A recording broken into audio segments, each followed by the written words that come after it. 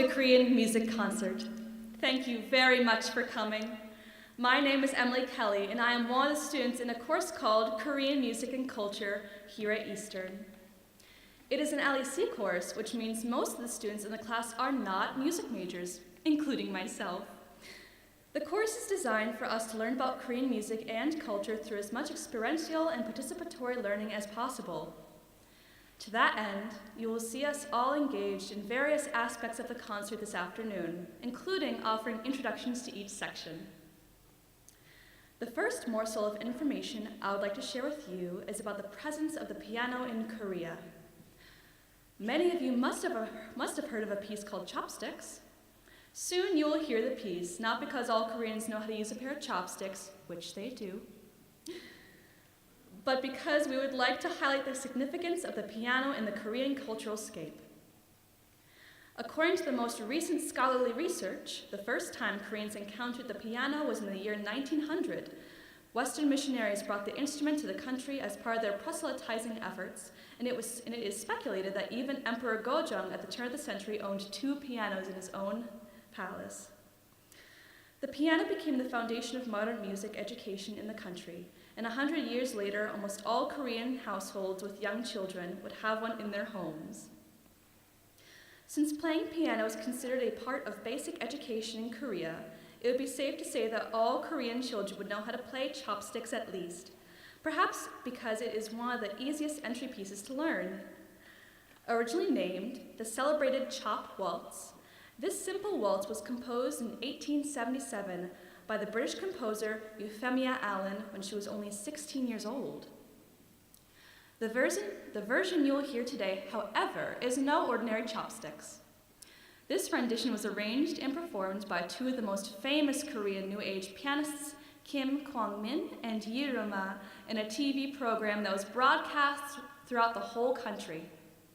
Here are Miss Olivia Lisowitz and Miss Antonia Reynolds performing a jazz version of Chopsticks.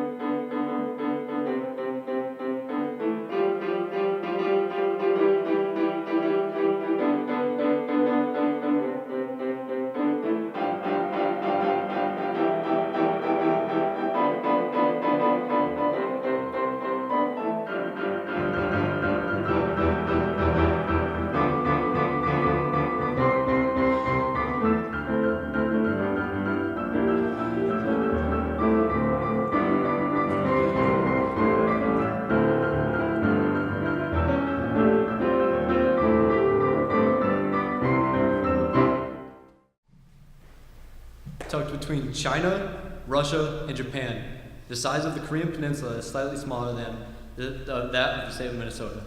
Korea's first kingdom was established by Tangun in the year 2333 BC, and ensuing dynasties have yielded rich and complex cultural traditions in the peninsula. That means this tiny country has been accumulating diverse musical forms during its 5,000 years of history. Korea has accepted foreign influences with open arms from the beginning of the 20th century. And what you are encountering in today's dynamic Korea is a result of juxtaposition between two seemingly opposing forces that commingle harmoniously within the country, the old with the new. Our next musical entry exemplifies this commingling. As previously stated, the piano became a foundation of musical education in Korea since the beginning of the 20th century. In fact, many Koreans may feel more comfortable with the music of Mozart, Bach, and Beethoven than Korea's own traditional music from the country's past. Some of you may be familiar with two Western composers, Franz Schubert and Robert Schumann. They are famous for creating beautiful collaborative pieces for a singer and pianist, and such a musical genre is known as the Lied. The Lied is a German art song that merges music and German poetry. Meanwhile, Korea has its own art song tradition that combined music and Korean poetry, known as kago. When the German Lied and the Korean traditional kago encountered each other on Korean soil during the 20th century, what we witnessed was a birth of a new musical genre. It still features Korean poetry, but its poetic content is now housed in their Western musical aesthetics. This new type of art song kept the traditional genre name kago and has been going strong for more than half a century by now. The secret to this hybrid genre's longevity may lie in the fact that it was able to successfully handle the collision between two very different worlds in a meaningful yet realistic way. In fact, there is even a very popular annual competition in Korea solely devoted to kago. What you are seeing on the screen is the main page of the competition's website. It states that any singer or composer over the age of 18, including foreigners, can enter the competition. Several of its winning compositions have already become staples for Korean singers, and this afternoon we will get to hear one of them, composed by Won-Ju Lee, the first prize winner of the 2007 competition. Here are Mr. Austin Stone and Miss Abigail Edelman performing Eon.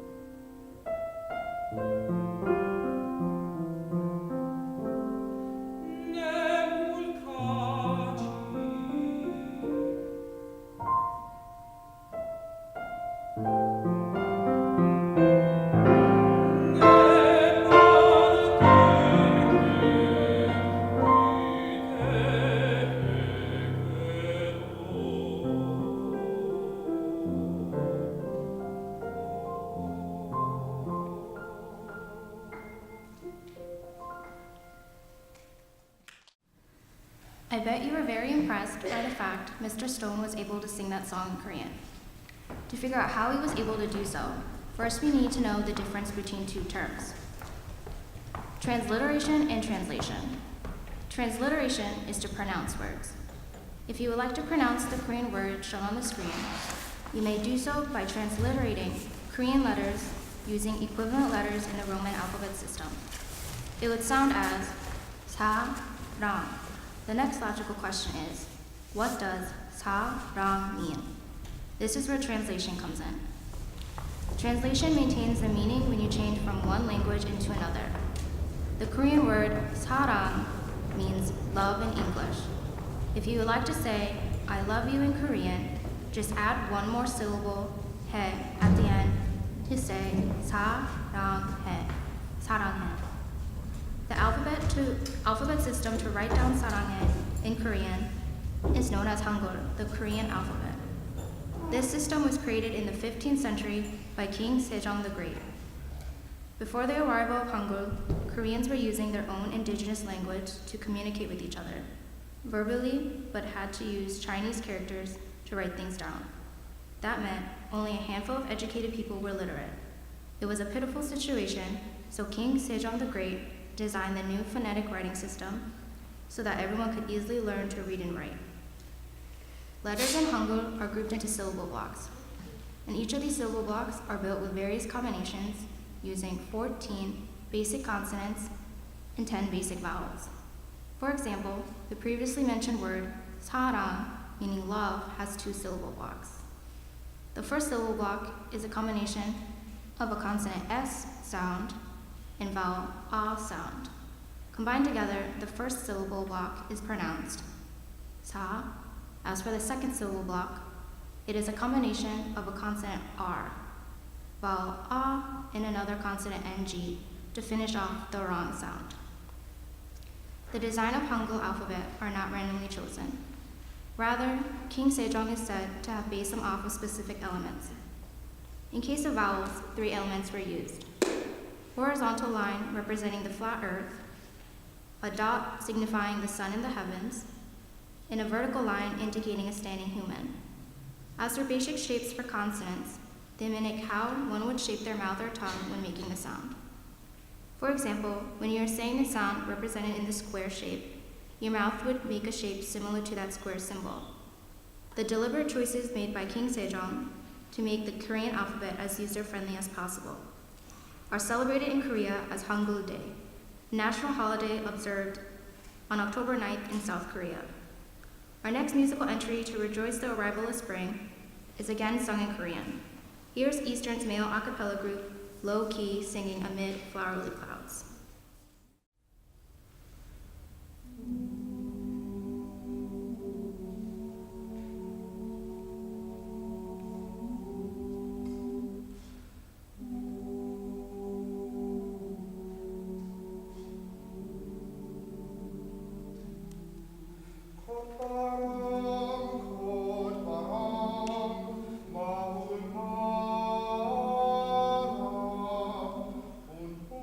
온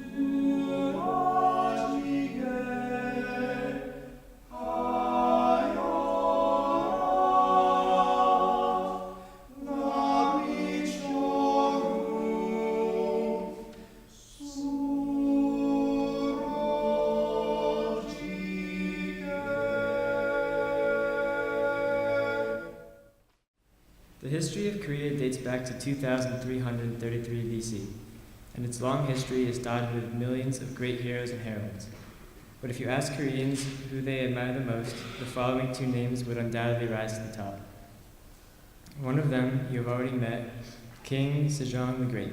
You might remember him from earlier in the concert as the creator of Hangul, the Korean alphabet. His portrait adorns a Korean banknote from 10,000 won, and the country's capital city, Seoul, holds a statue of the king in the heart of the city. Of course, the base of the statue is inscribed with the Hangul alphabet. Another historical figure who would top the list of the most admired would be Admiral Yi Sun-shin. He too appears in the face of Korean money. A 100 won coin, his statue proudly stands tall in the center of Seoul. It is carefully positioned as if to protect King Sejong the Great and the main royal palace of the Joseon dynasty. 2 weeks ago, the South Korean government released a new national anthem video. It features the images of both Admiral Yi and King Sejong the Great, and they are the only historical figures to receive such recognition. You already know why Koreans admire King Sejong the Great. Imagine creating a writing system so easy to learn that some non-Koreans even claim to have learned it in an airplane on the way to visit the country. Naturally, Koreans are immensely proud of King Sejong, but what about Admiral Yi? What is his achievement? To understand Admiral Yi's place in history, we need to know where Korea is located. For over 15 centuries, the relationship between Korea and its neighboring country Japan has been characterized by cultural exchanges, economic trades, and political contacts. But sometimes, unfortunately, military confrontations also took place. One such confrontation occurred during the 16th century when Korea was then called Joseon. Japan attempted to invade China by going through the Korean peninsula, and Joseon forces lost most of their land battles.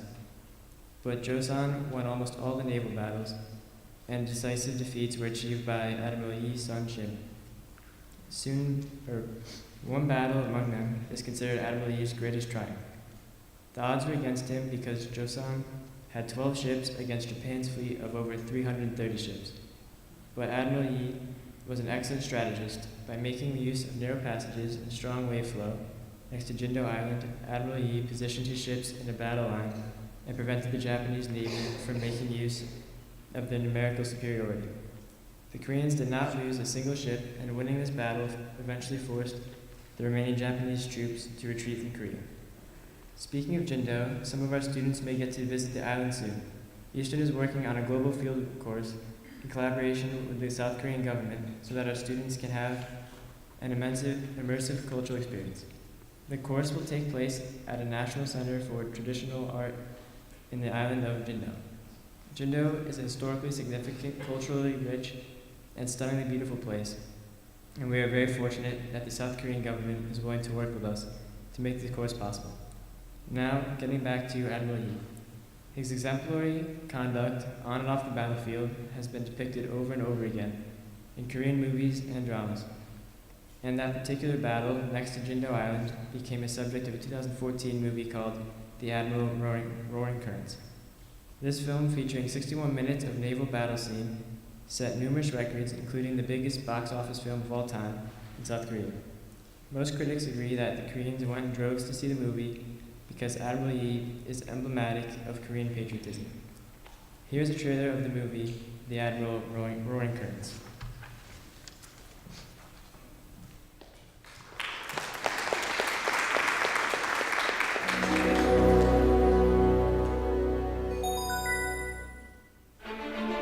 良いは整いました。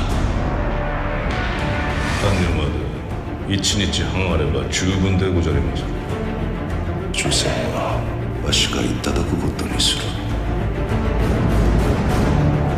적선이 이미 200척이 넘었습니다. 무려 1만이 죽었어. 이 싸움은 불가합니다. 아직 신에게는 12척의 배가 남아있사옵니다.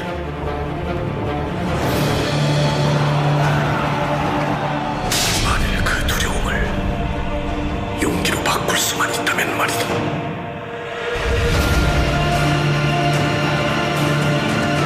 내가 믿어서는 안 된단 말이다!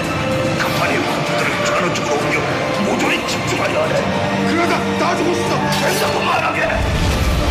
더 이상 살 곳도 물러설 곳도 없다.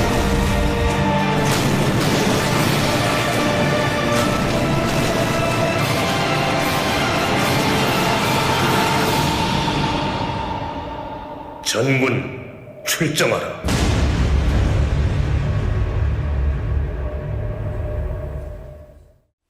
Have you heard the term aerophone? If a musical instrument produces sound primarily by causing a body of air to vibrate, such an instrument is classified as an aerophone. Western music utilizes numerous aerophones, such as flute, saxophone, trumpet, and recorder, to name a few. Korean traditional music also utilizes many aerophones, and one of the shortest among them is danzo. Due to its compact size and beautiful sound, danzo has been widely utilized as an entry point for traditional music education in Korea. Although danzo is known as one of the easiest traditional instruments to learn, it is not as easy as, let's say, playing a recorder, since producing manageable sound required a significant amount of perseverance and determination, even to students in Korea. Yet, we are proud to say that we learned to play a Korean folk song on the instrument in our Korean music and culture class. When we learned to play the song called Arirang, we didn't rely on the Western music notation, such as the ones shown on the screen. Instead, we learned to decipher the traditional notation system of Korea. Consider the first notation invented in Asia to indicate precise rhythmic durations. This Korean traditional notational system can also be called square notation. Since symbols represent pitches are placed in square boxes, and each box represents an equal length of time. Each Korean syllable block will represent a pitch. Since Korean traditional music relies on a pentatonic scale, there will be 5 different syllable blocks. Unlike the Western style notation, which is read from top left to top right and go down the row, the Korean traditional notation is read from top right to bottom right and then moved to the column on left. As for the various symbols on the score, the little dot under a note indicated by the first arrow means you should play the note an octave low. The short horizontal bar indicated by the second arrow means you should hold the previous note for half a beat. The little squiggly line indicated by the third arrow means you can embellish. The empty box indicated by the fourth arrow means you can hold the previous note for a whole beat. And the triangle indicated by the fifth arrow means a rest for a whole beat. The well-known folk song you're about to hear is called Arirang. It is often considered an unofficial anthem for Korean people. Here is Arirang performed by Miss Lauren Pablo on danzo.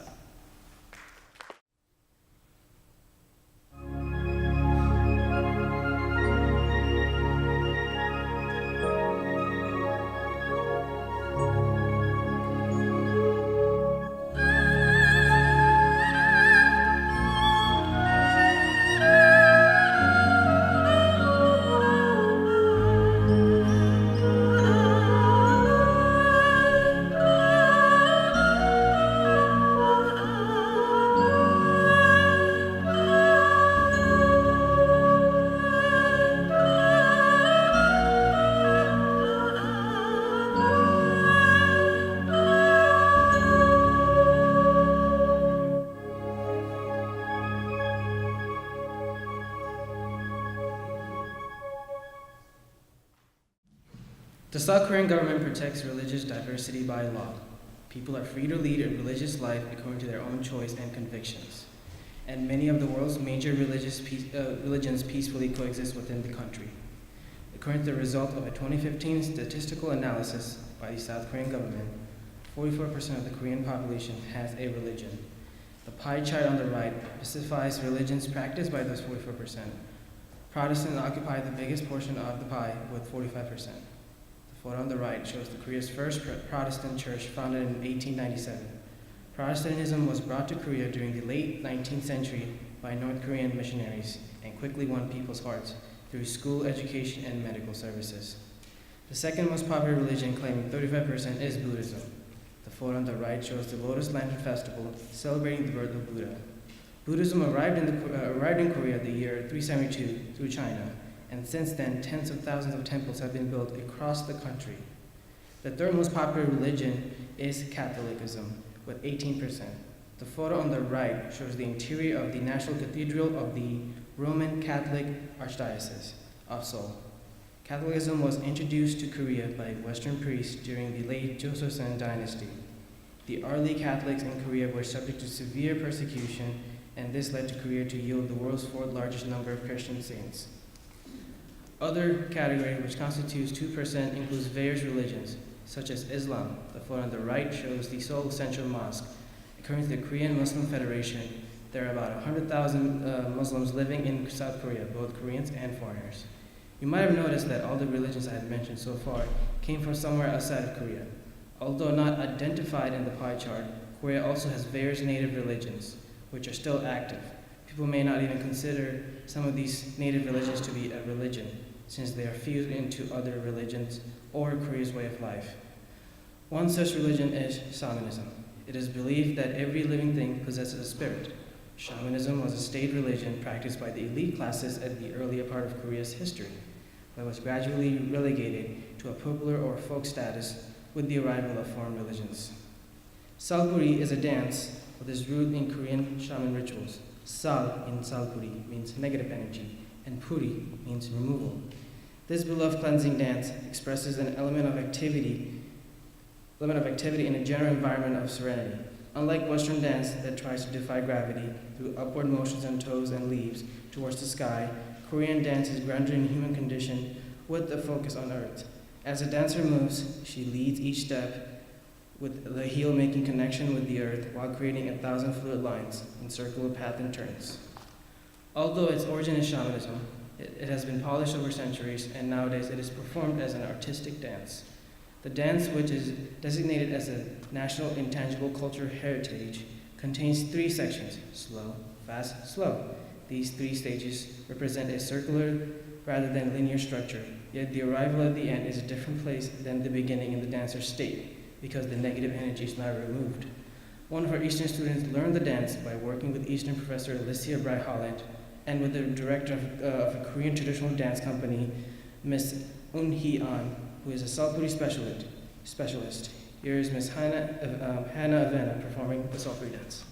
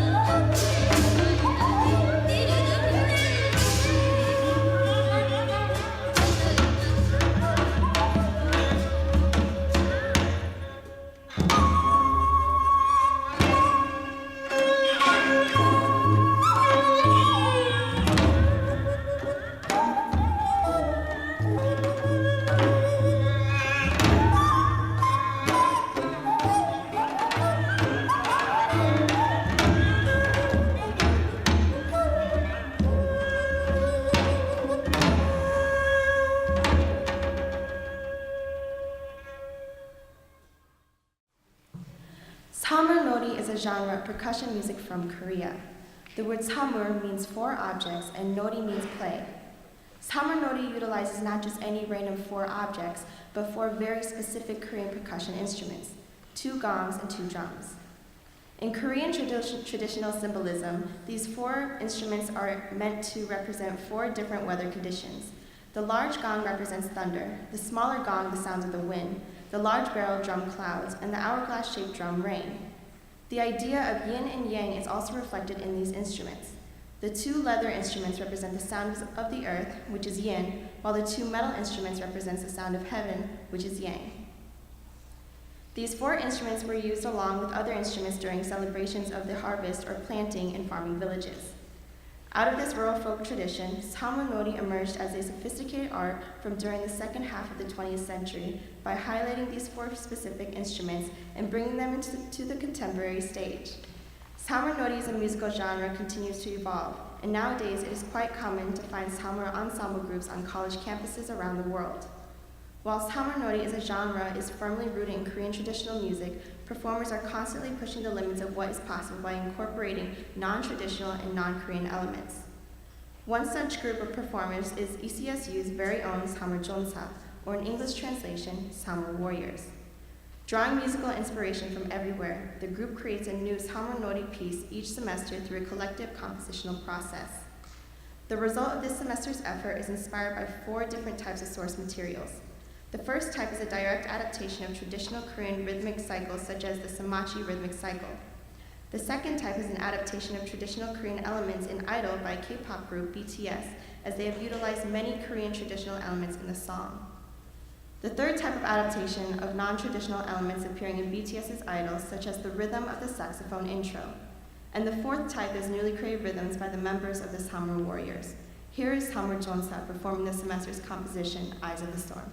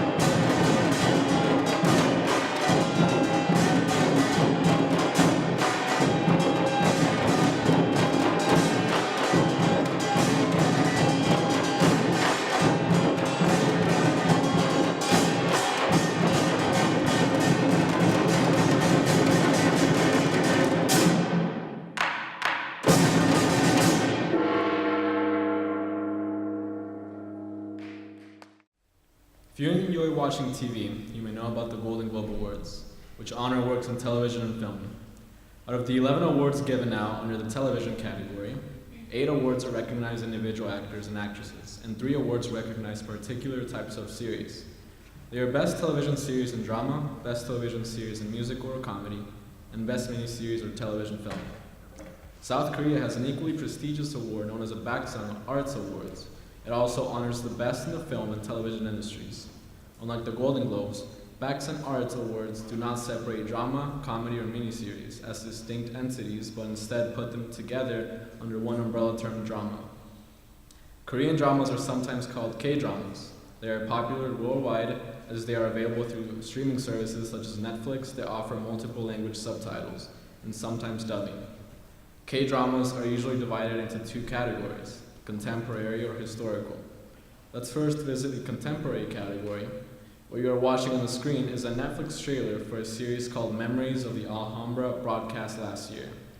It is a love story wrapped in an augmented reality game, and the script is said to have been inspired by the tech mogul Elon Musk and the Pokemon Go game.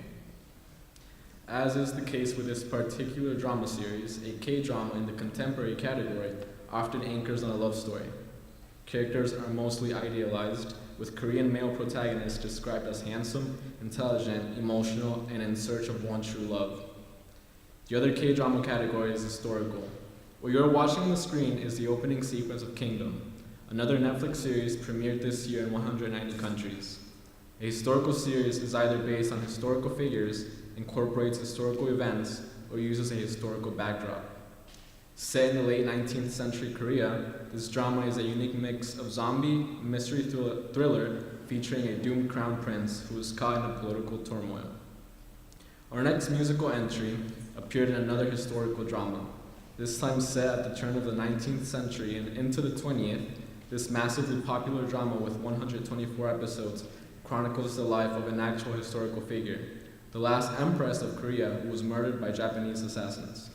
Although it was aired almost 20 years ago, its soundtrack remains popular in the mass media and on concert stages, and Koreans still talk about the scene in which the empress reveals herself and declares that she is the mother of the country as she faces her killer. Here is Mr. Eric Smith performing If I Leave on saxophone, the title track of the drama.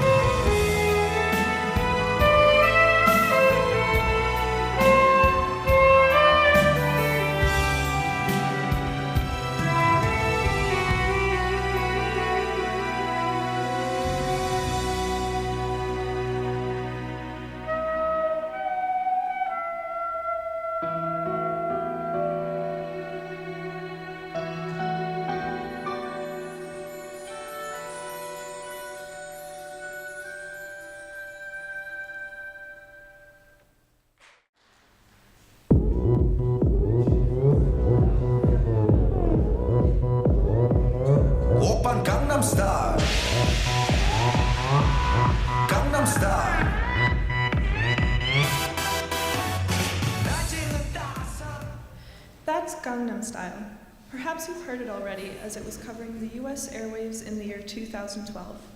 Gangnam Style became the first music video ever to earn 1 billion streams in the history of YouTube. It also topped the charts in more than 30 countries around the world, including Australia, Brazil, China, France, and Russia. Gangnam Style is one of many examples of K-pop, which is a modern form of South Korean popular music influenced by diverse styles and genres. If you want to be a K-pop star, you would most likely start your training at a very young age. Starting young is nothing new in many industries, and it is especially true in the entertainment industry. For example, Disney's hit series The All-New Mickey Mouse Club produced such stars as Ryan Gosling, Justin Timberlake, Britney Spears, and Christina Aguilera. If we go further back, we can find an even younger example in Shirley Temple, who was just 3 years old at the time of her debut and went on to become Hollywood's #1 box office draw in the 1930s. To become a K-pop star, one must first make it through ultra-competitive auditions. Due to the global scale of the K-pop industry, auditions take place in all parts of the world.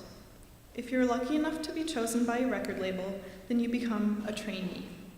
But becoming a trainee does not guarantee anything.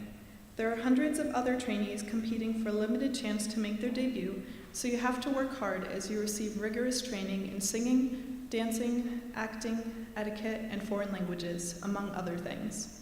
The record label usually bears the cost of training, including vocal coaches, choreographers, stylists, makeup artists, accommodation, living expenses, and staff salaries. While some may be able to debut after a fairly short training period, others spend years, sometimes as long as 15 years, as trainees, and the cost can pile up very high. In fact, the Wall Street Journal reported in 2012 that the cost of training one K-pop trainee under one of the biggest record labels, SM Entertainment, averaged $3 million US. Around 300 K-pop groups prepare to debut each year. Of those 300, about 50 actually manage to debut, and from that 50, only 1 or 2 manage to gain any serious recognition and success in their first year.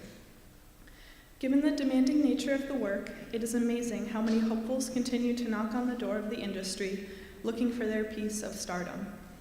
K-pop offers many different types of musical styles, such as hip-hop, pop, rock, R&B, EDM, Latin, and a mix of some or all of them. The next musical entry is a love song to highlight a softer side of K-pop. Shin Hyo-sub, professionally known as Crush, is a South Korean R&B and hip-hop singer-songwriter and producer who has been winning multiple awards since his debut in 2014. Here is Sofa, originally released by Crush and now covered by our own Miss Sophia Palmer, the winner of this year's ECSU K-pop ballad audition.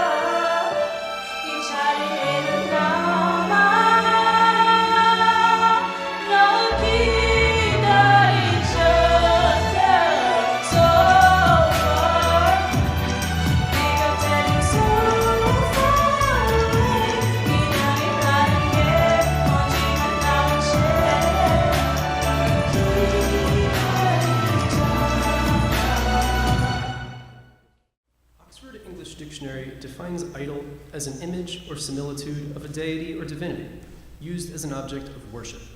The dictionary by Merriam-Webster defines it as an object of extreme devotion, such as a movie idol. The English term idol is used in Korea, but with a specialized image and meaning. It means a member of a group managed by a K-pop entertainment agency for stage and media performances. One of the most well-known K-pop idol groups these days is BTS. Formed by Big Hit Entertainment in 2013, the oldest member of BTS is currently 26 years old, and the youngest 21. Although still very young, Forbes magazine revealed this group of 7 men is estimated to generate nearly $4 billion a year for the South Korean economy. 2018 was a banner year for BTS.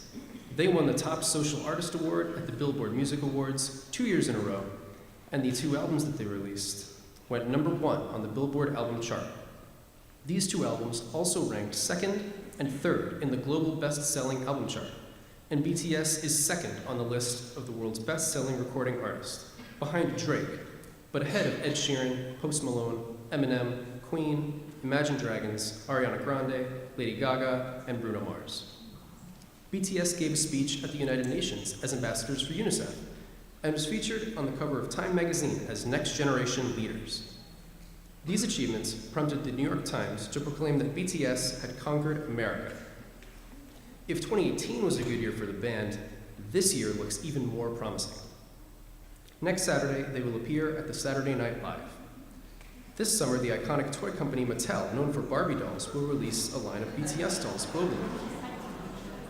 BTS is already presented at the Grammy Awards, and their newest album, scheduled to be released 6 days from today, is highly anticipated. Their world tour starts next month, and it will take place in multiple stadium venues, including Wembley Stadium, with a capacity of 90,000, Stade de France, which holds 80,000, MetLife Stadium, 82,000, and the Rose Bowl, 90,000. When all dates sold out within 2 hours, Big Hit announced second dates for all venues. BTS's music often references literature and addresses various topics, including mental health and LGBT issues. The Septet co-writes and produces much of their output, to which some media outlets have attributed their success. Others cite their dedicated fans, who are collectively known as ARMY. The following video clip shows a glimpse of a BTS concert, of which audience members are integral parts. 사실 아비밤이 방탄 춤과 동작에 그대로 반응하는 거 혹시 알고 계셨나요? 네, 방탄과 아비가 하나로 연결되어 있다는 증거입니다.